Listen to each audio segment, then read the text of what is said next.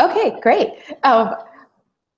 Well, welcome back to Meningitis News. This is our first live broadcast, and I've got with me Laura, and Laura has a fantastic story about her son Harrison surviving meningitis, and actually I got to see him last week, so he's a very strong toddler who has made a full recovery and is just full of energy and life, and I would like to introduce you to Laura. Hello. Hi. Hi. Thanks for having me. Thanks for coming. Thank you for doing this again. I really appreciate it. No problem whatsoever. So let's get started. Why don't you tell us how Harrison contracted meningitis and how you discovered that he had meningitis and got him to the hospital. I know the whole story already, so I'm trying to just backstep it for our audience. Okay, sure. Yeah, I mean, as I mentioned to you the other day, it was back in May this year, so it was only 4 months ago, so it's still very fresh in my mind. We were spending the day together Monday. Everything was perfectly normal. We went out. I took him on his little balance bike. We had a great day. I saw no signs whatsoever of any illness of any kind that day. Put him to bed. Everything was fine there. Then during the night, I woke up to hear him from his room. He was like moaning and talking in his sleep, but quite vividly. It was a lot more extreme than it would normally be. So it was enough for me to get out of bed and go and see if he was okay. But he was fast asleep when I went into the room, but he was distressed.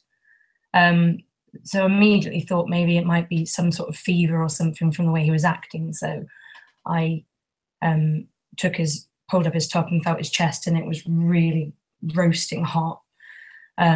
So I stripped him off. I woke him up to give him some Calpol, and just put a light sheet on him and just lie down beside him. He seemed to settle a little bit then. I think he woke up a few more times, but it was, you know, we were okay to carry on throughout the night. The morning came, and he was very pale. I woke up, and it's very unusual for me to wake up before him. He was still sound asleep, very pale. And I noticed then at that point that he had a few spots on his arm.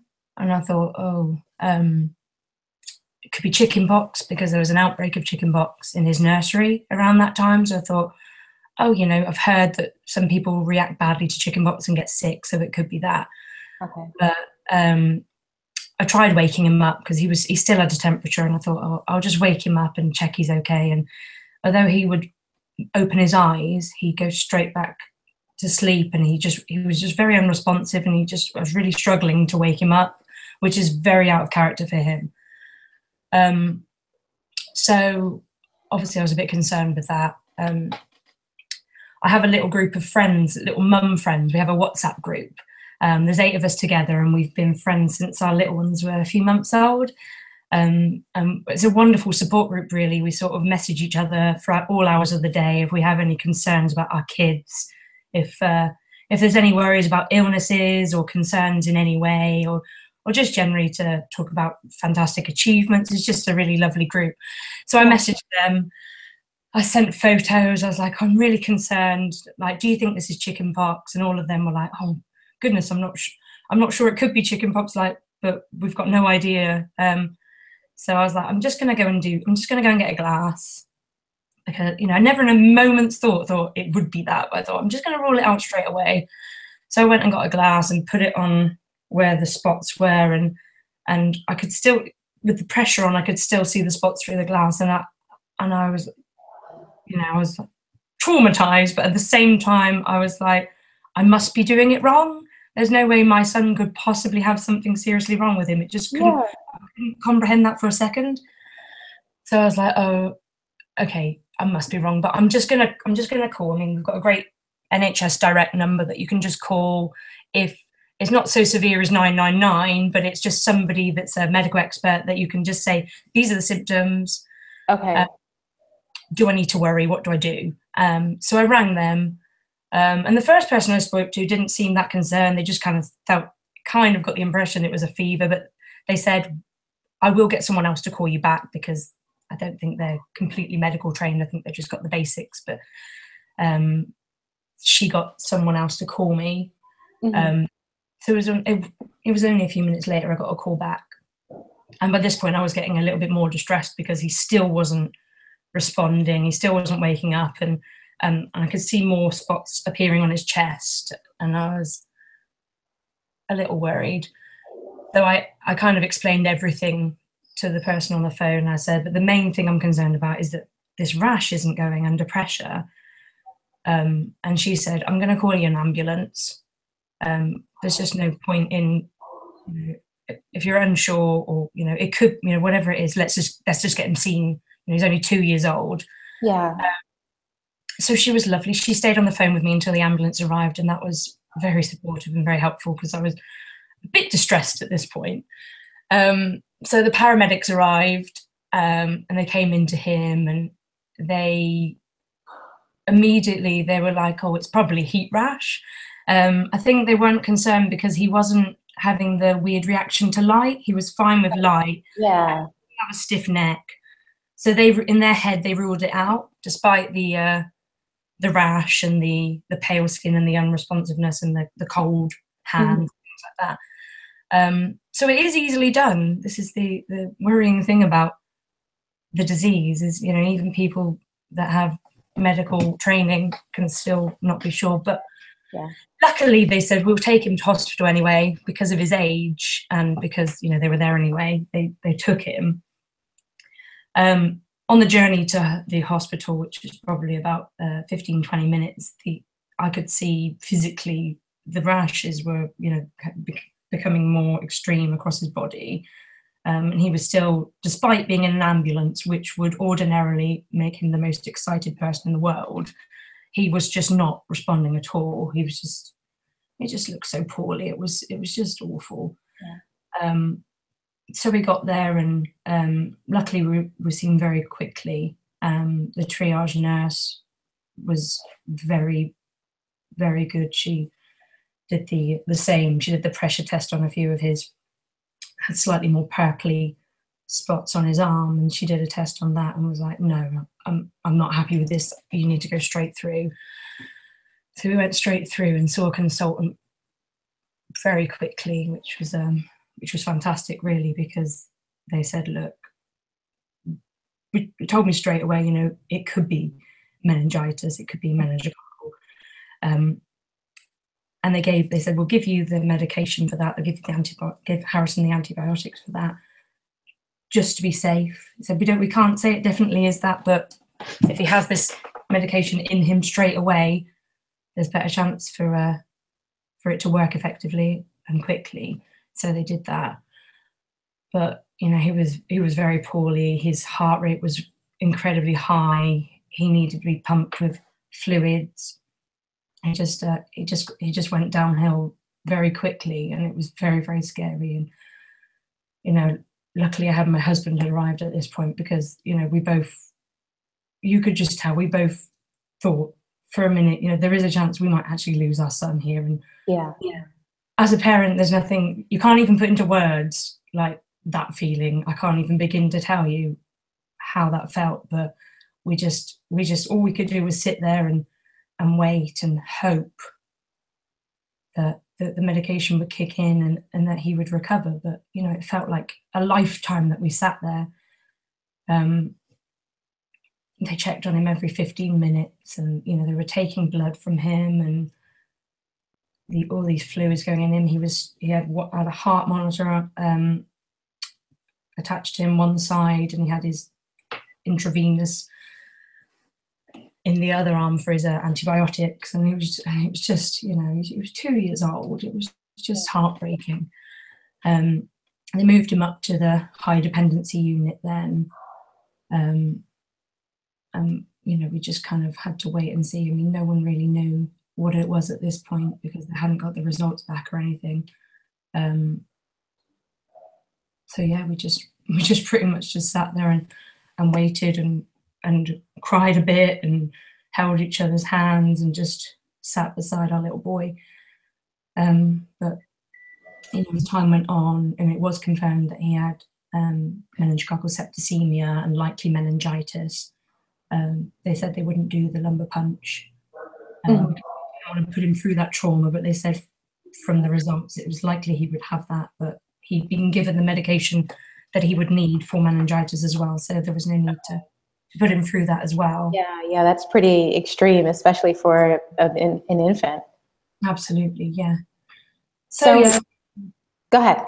I was going to say, we were there for 3 days, and you know, he did start to improve. Probably by the next day, we both spent the night in the room with him. I don't think either of us slept at all that night, but by the next day, there was definitely some improvement, which was just wonderful. And just, yeah, you could just probably tell by later on into the second day that he was becoming himself a bit more. He'd woken up a bit more. He was aware of his surroundings. It was still very poorly, but there was definite improvement, which was, at that point, we were happy to accept anything like that. You know, we were just so grateful that he'd come around a bit. Yeah. So yeah, we were there for 3 days, and then by the end of that time, the consultant was happy enough that he felt that he would recover better at home, so that he would keep medical care from the hospital at home. So a team that come out to your house each day to give him his antibiotics, and check on him and do all his stats and everything at home. So we were able to take him home. Still, you know, he was still very poorly, but I could tell when we brought him home that it's exactly what he wanted and needed. He relaxed a lot more at home. I mean, you know, what kid wants to be strapped up to machines in a horrible clinical room? There's no toys there either, you know. It's not a very exciting place for a 2-year-old to be. But yeah, 7 days of the antibiotics, and they were happy that he was improving significantly enough that he didn't need any further medication. And after, you know, a few weeks, he recovered completely, miraculously. And you know, I can't even explain how incredible it is and how grateful we are. But you know, he's recovered completely, and you know, and if you see him now, you'd thought it never happened. It's just. Yeah, I saw him last week and he was just full of energy, and it was just like nothing had ever happened, which is fantastic because so many parents, you know, their after effects are just so devastating, and it takes a lot longer for a lot of people. Yeah, we were very, very lucky, and we were very aware of that. Yeah, yeah, it's just overwhelming, really, you know. Yeah. So tell us about, I know you have an event coming up this weekend, so I think like 2 days away. Yes. Tell us about that. Yeah, Sunday the 24th of September, we're arranging a Toddle Waddle, which is a sponsored walk for Harrison and his little friends, all under 5s, and they're going to go on a walk. It's about 1 mile in total. So it might not seem like a long distance for an adult, but for those little legs, it's quite far, and it's more symbolic of the fact that he's able to do that. He's here and he's able to walk, and, you know, we just want to celebrate the fact that he's a survivor, and we want to raise as much money as we can and raise awareness for Meningitis Now, which is a fantastic charity, you know, who raise vital funds for research into hopefully the vaccines and prevention of this horrible disease, and also offer support for families who are affected by meningitis and help people live with the impact of meningitis as well. So, you know, we're happy to be helping with raising the awareness of that and raising money for that as well. So yeah, we've got a massive bucket of duck food. So all the kids are going to walk to the duck pond and we're just going to go crazy. We're feeding the ducks. That is so cool. We've got balloons, we've got banners, we've got medals and certificates and sweets. So I'm just hoping it's just going to be really good fun and a great celebration, because we have a lot to be thankful for and we've got a lot to celebrate. So yeah, so tell us where, I know you're accepting donations. I think through Just Giving, correct? That's right, Just Giving site, yeah. So can you please give us that information so that absolutely. anyone who wants to donate to the walk, they can? And are you going to keep the campaign going after the walk? Yes, we will do, yes. We'll keep it going. But so yeah, we'd be incredibly grateful for anybody that would be willing to donate anything at all. It's just all for a wonderful cause.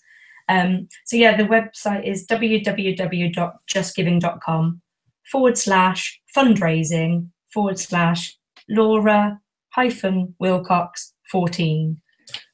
Nice mouthful there, but yes, thank you. Yeah, we'll have the link. I think we've already promoted it on our Facebook page, but the link will be in the description below and in our podcast, so that and on our website as well, so people can continue to donate.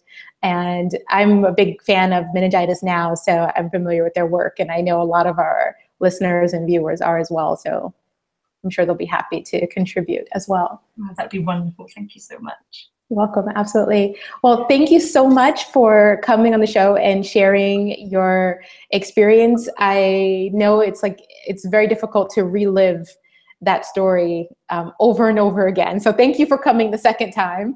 I really appreciate it. I felt so bad asking you to repeat it again. Is there any last thoughts that you'd like to leave with our audience? Yeah, just familiarize yourself with the symptoms. Meningitis Now often also do a little symptoms card, which is fantastic. It kind of just shows you what to look out for. So yeah, familiarize yourself, but follow instinct. You know, parents know their children more than anyone possibly could. So if you don't feel like something's right, just seek medical advice. You know, it's just not worth the risk in not doing so, and just yeah, keep an eye out and be aware. Awesome. Thank you so much. I really appreciate you coming on the show. And thank you everyone for listening and for tuning into our live broadcast. If you've got questions about meningitis, you can email us at meningitisnews@gmail.com. And I will see you guys, or you guys will hear us in our next episode. Thanks very much. Thank you.